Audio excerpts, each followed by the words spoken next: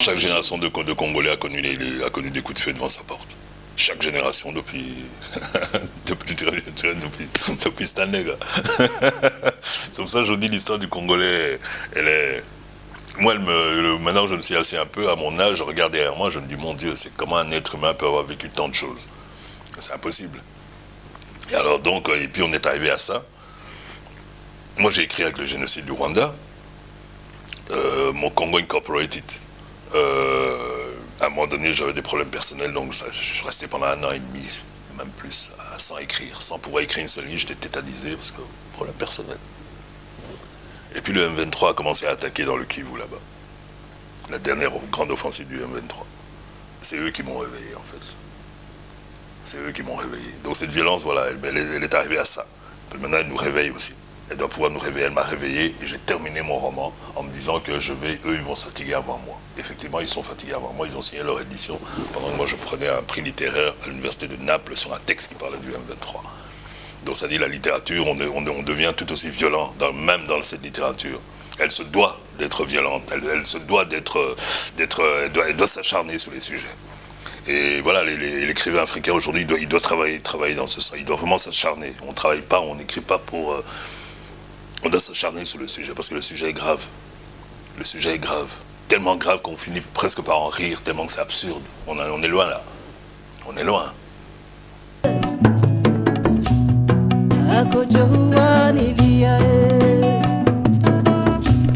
Il faut des règles. Eux, ils dérégulent. Le maître mot de la mondialisation, c'est quand même dérégularisation. Donc ça dit qu'il faut leur mettre des règles. Comme en littérature, une littérature sans règles, ça ne fonctionne pas. Donc moi, je crois aux règles. Je crois aux règles. Et ils dérégulent. Et ça nous a essayé de... Les Chinois viennent, ils font quoi? Est-ce qu'ils veulent nous payer? Mais il y a des lois. Il y a des lois. C'est pour ça qu'on doit se battre toujours pour une société où il y a une société de droit. Et c'est ce qu'on fait. Surtout le continent africain, c'est ce qu'on fait. Partout. Partout, moi je vois les gens se battre, les gens sont de plus en plus conscients. Évidemment, il y a des mecs qui veulent se représenter 2 fois, 3 fois comme ils veulent, comme si c'était la République de leur oncle. Mais bon, mais voilà, on sait très bien que les gens, c'est plus comme les générations avant. Nous, on a essayé de faire règle en parlant, compromis, mais je vois très bien mes enfants, ils pensent plus comme ça. Ils pensent plus à tiens, nous pourrons dialoguer, essayer de... Mes enfants, je regrette, mais ils pensent plus comme ça. Pourtant, j'ai essayé, hein, mais ils m'ont dépassé et ils pensent plus comme ça. Et si on croit que les jeunes pensent comme nous, on a tort. On a tort. Ils vont beaucoup plus loin parce qu'ils ont grandi dans cette violence. Ils ont grandi là-dedans. Nous, on a peut-être, enfin nous aussi, mais eux, ils ont été abreuvés avec cela. Et aujourd'hui, on leur donne rien comme idée, donc ils cherchent. On leur donne rien. Ils voient très bien qu'il n'y a pas d'idée, il n'y a plus voilà, il y a plus vraiment, il se passe plus rien. Il se passe rien, donc voilà, ils cherchent. Donc Mais la Chine a toujours eu des contacts avec l'Afrique. Je sais pas. Ça a l'air d'être nouveau, ça a l'air d'un complot comme ça, mais c'est pas un complot. Je crois qu'on devait en arriver à ça. Ils ont besoin de matières premières. Ils ont un grand besoin de matières premières. Et les seuls, voilà, pour l'instant, voilà. Voilà, l'offre et la demande, hein, on en est tout bêtement là. Nous avons les matières premières, ils ont un besoin de matières premières, bah on fait un échange. Mais la Chine a toujours été présente au Congo. On se souvient quand même quand il y a eu l'authenticité, au temps de Mobutu, il y avait quand même des liens étroits avec la Chine. On parle toujours de la Chine, voilà. Ouais, ils vont vous rouler, ils vont pas me coloniser, ils vont pas me mettre en esclavage, donc je vois pas. Je vois pas ce qu'un Chinois peut me faire qu'un Européen ou un Américain m'a pas encore fait. Donc, je ne crains pas trop. Et puis, il y a aussi autre chose. Moi, je cherche toujours. Il y a aussi, déjà dans mathématiques congolaises, je parle pas des Chinois, mais j'explique quand même que bon, ça fait quand même pas mal d'années, depuis les années 80, quand vous êtes Congolais ou n'importe quel Africain, pour avoir un visa pour venir en Europe, difficile.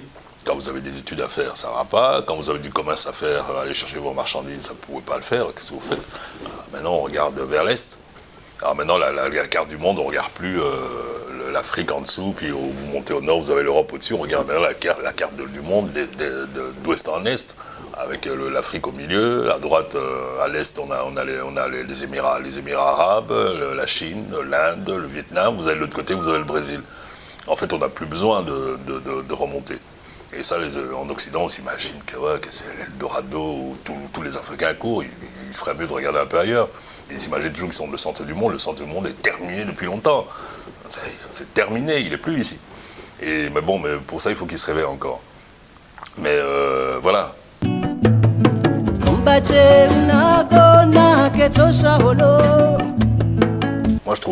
Disons, quand je vois le travail de certains artistes au Congo,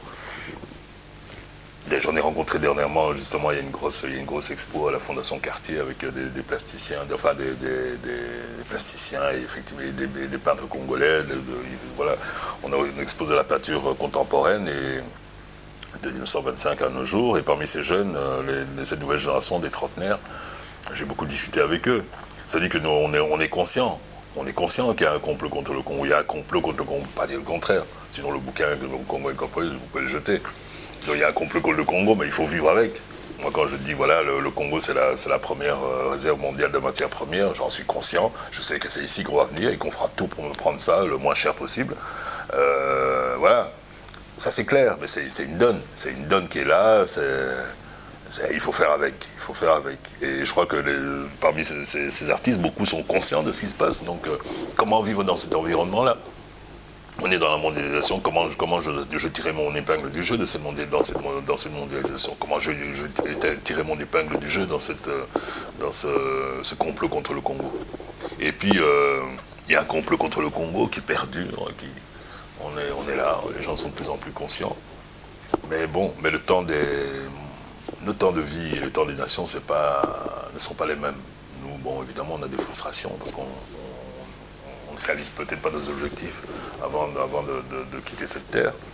Mais l'important pour moi, justement, quand je vous parlais d'idées, c'est de laisser peut-être des idées pour que les enfants puissent les transmettre.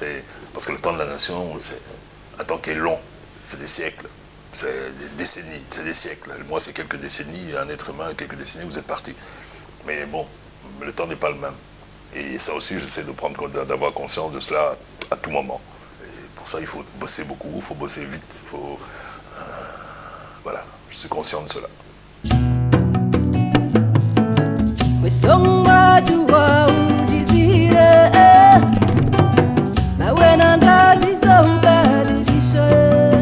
Premier, je parlais de manipulation politique, j'avais pas vraiment précisé une époque. On ne peut pas savoir là-dedans si on est à Kinshasa, mais on ne peut pas savoir si on est au Congo ou bien au Zaïre. C'était fait exprès. Donc je voulais un truc. Une période de transition, qu'on a vécu au temps de Mobutu et qu'on a vécu au temps de Kabila. Donc période de transition. Avec Congo Incorporated. Et quelque part, c'est presque la suite. Parce que vers Mathématiques congolaises, à la fin, j'explique que la fin, à un moment donné, on arrive à la fin des élections, juste à la veille des élections, dans Mathématiques congolaises à la fin. Et dans l'épilogue, j'explique que bon, il n'y a pas eu d'élection. Le serpent immonde, cette fin, s'est allié avec d'autres. Et ils ont créé la guerre. Donc j'ai continué, j'ai parlé de la guerre avec Congo Incorporated. Effectivement, il s'agit de la guerre, il s'agit de mondialisation, il s'agit de la violence faite aux femmes, parce que c'est quand même le point saillant dans le roman. Cette violence, voilà, les personnages féminins occupent une grande place. Et oui, évidemment, forcément, c'est beaucoup de souffrance, c'est beaucoup plus dur. D'ailleurs, ce roman, il aurait pu avoir peut-être une dizaine de pages de plus. Mais à un moment donné, c'est Chacha qui... la fin, je l'ai écrite dans... Je voulais pas écrire la fin, et puis quand je suis arrivé à un certain moment, voir une action de Chacha, ça m'a tellement bouleversé. Cette fille, elle est passée par tous les trucs. Les fuites du massacre de son village, les fuites, elle se retrouve enfant des rues, se retrouve prostituée à 13 ans, et puis elle en arrive à son action finale. Ça m'a... C'est moi qui l'écrivais, mais ça m'a... En l'écrivant, ça m'a complètement désintégré, et et quelques lignes après, le roman était fini. Je dis c'est foutu, quoi. C'est trop. Voilà, là j'exprime, je ne sais plus avec quel mot, enfin, ouais, voilà, mais voilà, parce que c'était trop. Et c'est vrai, oui, c'est très violent, c'est très...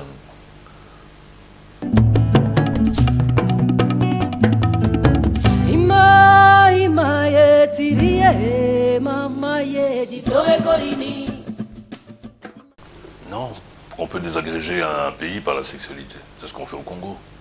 On essaie de balkaniser le pays, ça marche pas.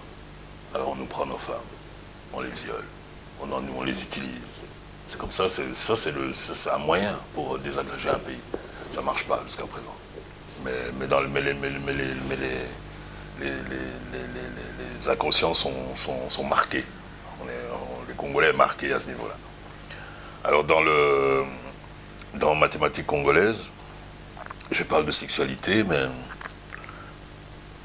dans mathématiques congolaises, on n'arrive jamais au bout de l'acte sexuel. Si vous regardez bien, il y a des choses qui se passent et c'est très fantasmique. Et on est dans une fièvre et on n'arrive pas à la fin. Je n'écris pas la fin, on n'arrive pas jusqu'au bout.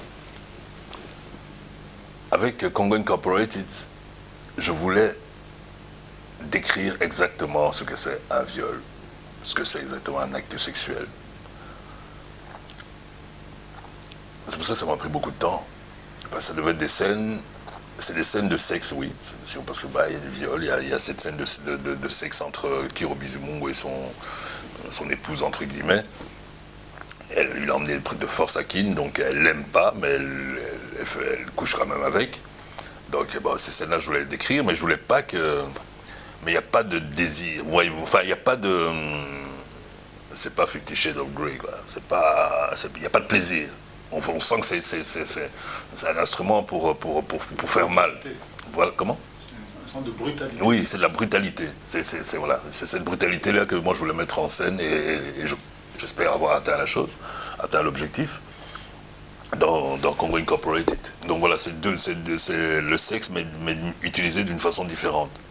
Voilà. L'autre côté, c'est contraignant. Il y a Deito, esclave sexuel, il y a cherche à la jactance, prostituée, donc victime de la pédophilie. Et puis il y a Gonzi, qui est la chinoise, qui est harcelée sexuellement par un commissaire là-bas en Chine. Voilà. Et on ne sait même pas ce qu'il arrive à la fin, on ne sait pas. Mais on sent que c'est pas évident. Il n'y a pas de violence, mais il y a beaucoup de violence. Voilà. Justement, c'est seulement des mots, c'est des gestes, c'est très feutré. Et pourtant, c'est très violent. C'est très violent, voilà. Voilà, j'ai voulu montrer ces choses-là.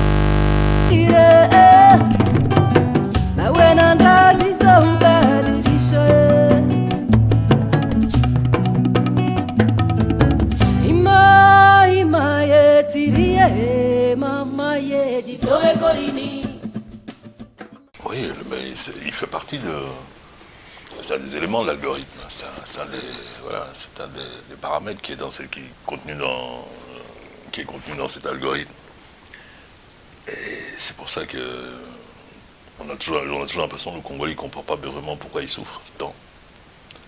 On dit même enfin, vous avez beaucoup de personnes d'ailleurs, vous avez beaucoup de richesses, mais comment on ne comprend pas. Ça a l'air d'être... Oui, ça a l'air d'être incompréhensible, mais c'est un chaos qui est là, qui est organisé. Depuis que j'ai fait mathématiques congolaises, je sais qu'il y a une théorie qu'on appelle la théorie du chaos. Donc bon, ça pourrait gérer. Non, ça se gère. Et tout a toujours l'air de travers, mais en fait, non, c'est fait à dessein. C'est comme ça, pour que ça soit comme ça, pour que ça aille dans tel sens. On fait partie, on est dans partie intégrante de cet algorithme. Mais il faut essayer, mais en étant conscient de la chose et en se battant en conséquence, parce que pour ne pas se dire que voilà, le Congo, c'est comme n'importe quel pays d'Afrique, non. Et cet algorithme-là, on le met en place justement pour réaliser les grands desseins de ce monde. Et ça commence avec le caoutchouc. Ça commence avec le caoutchouc. Le caoutchouc apparaît au début de l'ère industrielle quand même. Et imaginez l'ère industrielle sans caoutchouc, c'est plus tellement l'ère industrielle, quoi. Il n'y aura pas les pneus de bagnole, il n'y aura pas M. Ford. Et voilà, lui, c'est dans les années 20, Léopold II était au pouvoir jusqu'en 10 à peu près.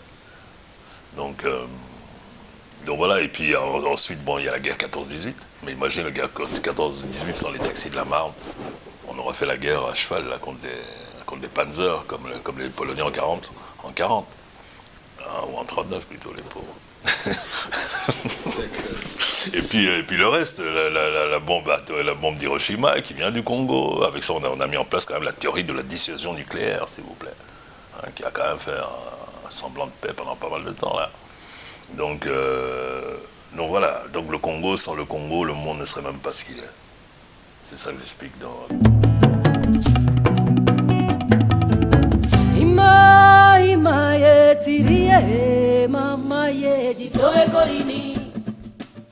Facile, parce que voilà, c'est une question, l'humanité, elle est identique partout. Et moi, tout ce que je fais, c'est justement décrire cette humanité, que le Congo ne reste pas qu'un fantasme, que l'Afrique ne reste pas un fantasme, parce que c'est un fantasme, c'est un immense fantasme, l'Afrique. On s'imagine, on a tout imaginé sur l'Afrique. Et l'Afrique, l'Orient aussi. Voilà, tout ce qui est, voilà, toutes ces terres lointaines qui ont été colonisées, ça a toujours été des espèces de fantasmes. On le voit bien avec le monde arabe aujourd'hui, voilà, il se limite à quoi? Il se limite à des femmes avec des voiles et à des mecs qui égorgent. Et voilà, et dans la conscience d'une grande partie du monde, voilà, ils imaginent ça. Donc voilà, c'est à nous à rétablir ces choses. Écrire justement sur ce monde arabe, écrire sur cette Afrique, montrer que voilà, rétablir sa dignité, c'est facile. Il suffit de montrer n'importe quel citoyen de base, de cet espace qu'on appelle les pays arabes, ou si on est en Afrique, le Maghreb,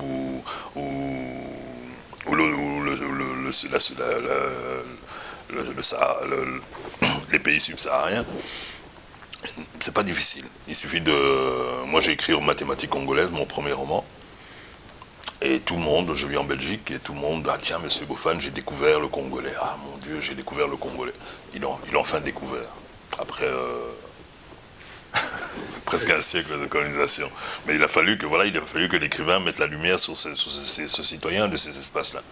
Où on ne les entend pas.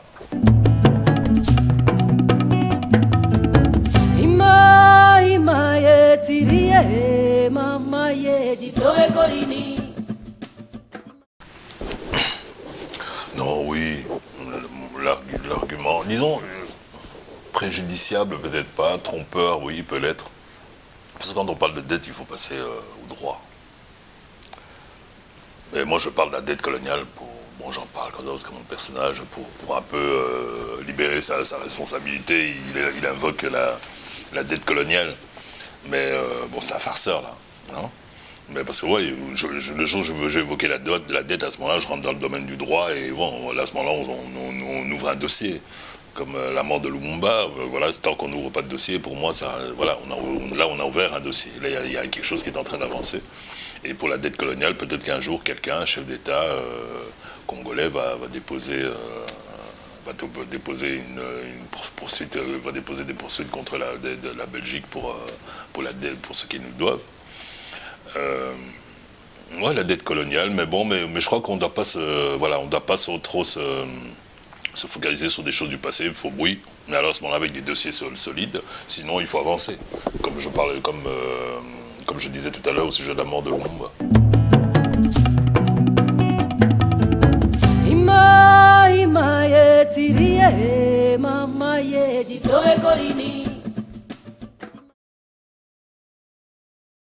Mais justement, je parle de ce XXIe siècle qui personnellement m'a déçu très fort. Donc, et l'artiste congolais, je crois qu'il a compris ça. Il est en train de casser toutes les règles. Les règles étaient là, il y avait des règles académiques, il y avait des... Voilà, on travaille comme ça, l'abstrait était comme ça, tout était comme ça, et puis le Congolais a fait non. Parce que ça nous a mené à rien. Ça nous a mené à rien. Là, voilà, même le suffrage universel que j'évoquais tout à l'heure, je crois qu'il faudra trouver d'autres moyens. Il y a d'autres moyens, il y a des choses intermédiaires. Il y a des choses intermédiaires, il faut alors amener un autre mécanisme par rapport à ce qu'il y a aujourd'hui. Donc, il faut créer un nouveau sens. On est obligé de créer un nouveau sens. On est obligé de sortir un peu de ce... D'abord, on est beaucoup dans des antagonismes, on vit dans des antagonismes, ça a toujours été un peu les uns contre les autres.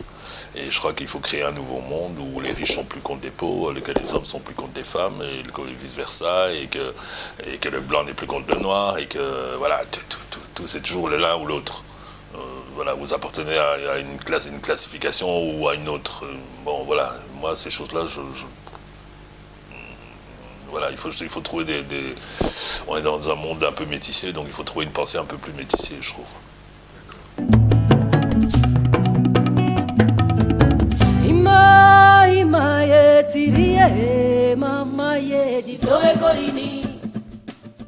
Mais c'est ça, mais sortir justement de cette pensée-là qui a recouvert le monde entier et on pense tous comme ça, les uns contre les autres. Moi, quand je parle, je pense à, j'évoque par exemple la prévention des conflits en Afrique. Je sais que dans certaines sociétés, par exemple, les dettes de guerre, là je parle dans un contexte vaste, hein, c'est plus les citoyens, les dettes de guerre, par exemple, c'est le vainqueur qui paye les dettes de guerre. C'est-à-dire qu'un vainqueur, il fait un minimum de dégâts quand il doit payer. Chez les Kikuyu, je crois, je sais pas, il y a un type qui a un problème dans un village. On va pas, comme face au code pénal, on vous emmène là-bas, on vous traite de tous les noms, on vous donne une amende, ou bien on vous met en prison. Vous devenez la lie de la terre parce que vous avez déconné.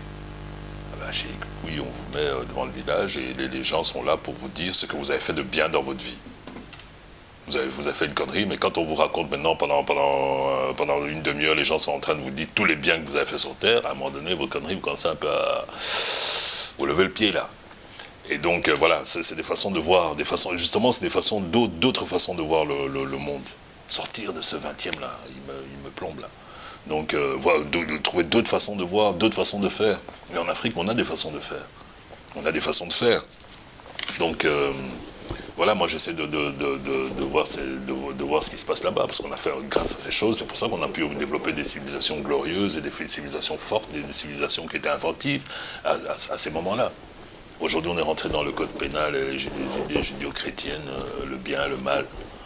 Bon, vous voyez, on en est aujourd'hui, et c'est fini. Et il n'y en a pas sur tout. Il n'y en a pas sur toutes les pensées. Il y a sur la pensée, la philosophie. Bah, aujourd'hui, les six philosophes, ils vont faire des guerres, ils vont brûler des pays en compagnie d'un chef d'État.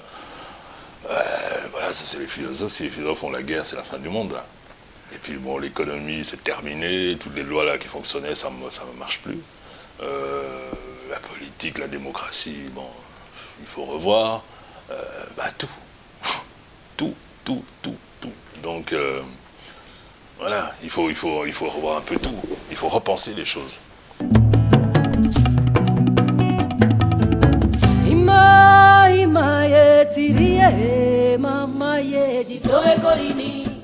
Entre autres, pour pouvoir tourner le dos au siècle passé, c'est voilà, sortir un peu des idées qui ont été imposées au XXe siècle. Si on revient par exemple aux idées d'Afrique, aux idées africaines,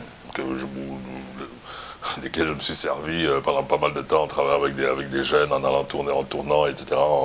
Même pas les jeunes seulement, avec des adultes aussi. Donc on a mis en place, les choses peuvent se... C'est une question de façon de penser.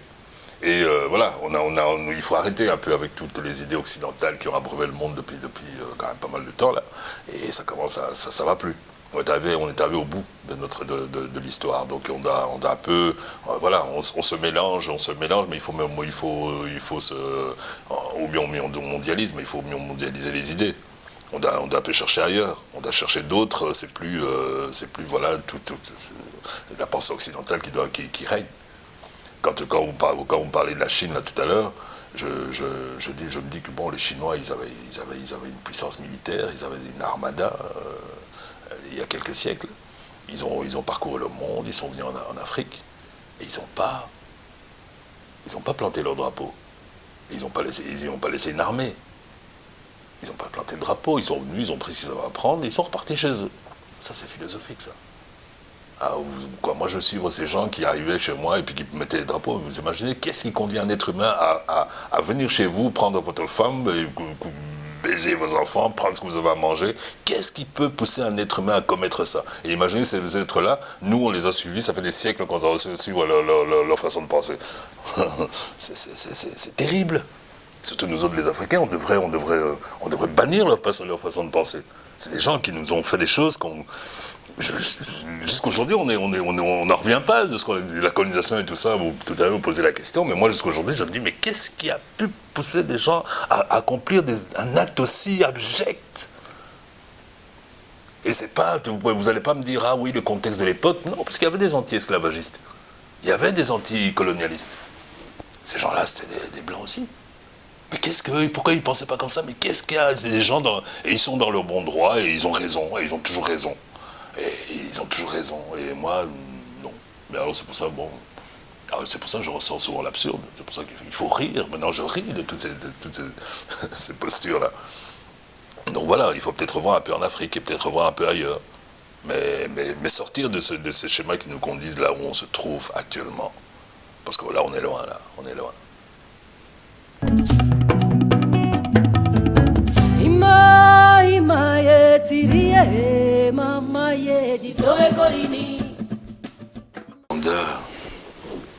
Ils veulent le pouvoir, mais bon, ils veulent renouveler des mandats, ils veulent passer outre, ils veulent saboter la constitution de pays. Le Burundi, ça, ils viennent de passer. Le Rwanda, on attend. Lui, il va être élu là-bas, 98%, c'est certainement. Au Congo, il va essayer. Évidemment, il va essayer. Il va essayer. Mais moi, je parlais du temps des individus et le temps des nations. Donc voilà.